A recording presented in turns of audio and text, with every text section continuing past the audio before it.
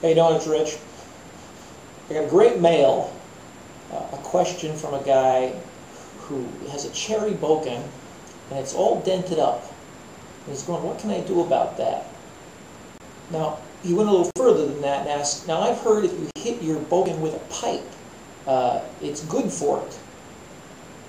So I want to make some comments on that and kind of look at what I do to essentially temper a Bokken. Now, I realize tempering is the wrong word here. It does not apply to wood in the least. But I use it because the analogy of making it tougher. And there's no doubt, the tempering process, if you will, for lack of a better word, really does make the Bokken tougher. So let me give you an idea what I'm talking about. I've got an old weapon of mine here I made some time ago. That's my bag weapon. I think I've shown it to you in several videos. I really like this weapon. Let me show you this end, the blade end. You can see that this weapon has taken a lot of strikes. It's got a lot of dings and dents. And that's just from hitting other weapons. Now, there's no doubt, as a piece of wood, as you compress the wood, it gets tougher. Specifically hickory. Hickory is incredibly resilient wood, and as you compress it more and more, it gets tougher and tougher and kind of stays in shape better. I've done it a couple of different ways. I have a friend with an English wheel. If you know what an English wheel is, it's in a body shop. It's a piece of curving metal, and it's two rollers, and you pinch the wood between the rollers. Didn't have a lot of access to that, but I got a chance to use one once. I even made up a jig where I ran it over with the car wheel. I didn't work out so well. But, experimentation is the key. But really, what I've done lately is I use a hammer. As it is clearly time to refinish this weapon. It's pretty banged up. It's starting to throw a couple splinters. As opposed to just sanding it, we're going to bang it up. We're going to do a little tempering process to it, and then we will refinish it, reshape it, resand it, whatever we need to do. To make this happen, what we're going to do is I've got my sawhorse set up here with a little sacrificial piece of 2x4, and I'm going to set it down. You can see this is the blade edge. And we can see where the deepest dents are. Now, we don't expect to go deeper than the deepest dent. Now,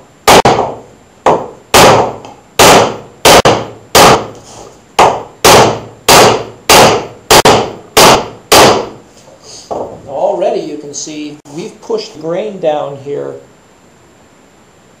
quite a bit. And we're going to continue doing that all the way up to where I can see the dent marks are, which is about there. You can see the end of the weapon here is, or the handle rather, starts here. And the real dents are there. So, where we see it's been dented in the past, and I'm going to do it on the sides as well.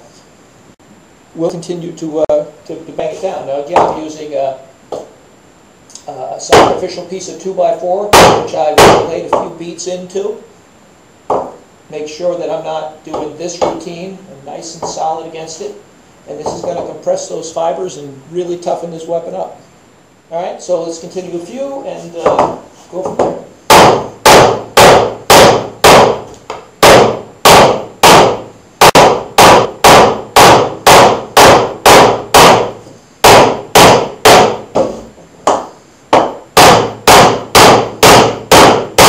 Now you want to be careful not to hit it on an edge like this, nice on the flat surface. I've used a 2-pound hammer for this as well. I kind of like this hammer, and this hammer feels pretty good in my hand, but a body hammer might work, but there's not a lot of girth behind it. So just whatever.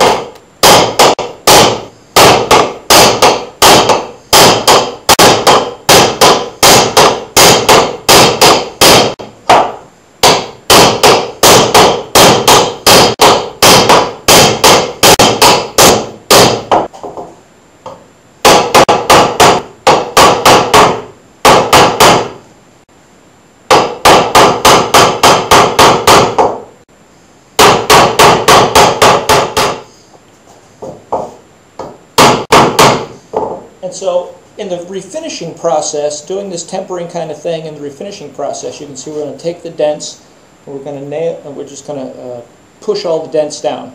So we're really compressing the wood in. There are a couple of splinters from, where there was a deep dent right here, for instance. Now you can see the deep dent is not really there anymore. But in that case, for instance, I might try knocking it down a little bit more there.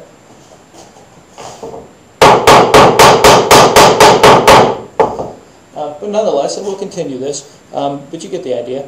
And nevertheless, we're still going to sand it nice and smooth. Some people like 250 grit, some people like to go as far as 400. I usually only go as far as 250. I think that's more than sufficient. And then we'll refinish it, re-oil it. So there it is in a nutshell, tempering your Bokken, either during the carving process or in the refinishing process. And if you've done it in the carving process, you can certainly do it again in the refinishing process. Not going to be a problem. The more compressed, maybe more the better. All right, so thank you very much. Again, I encourage you to check out the website at www.ensobuki.com for whatever I've got there. I'm updating constantly. And thanks again.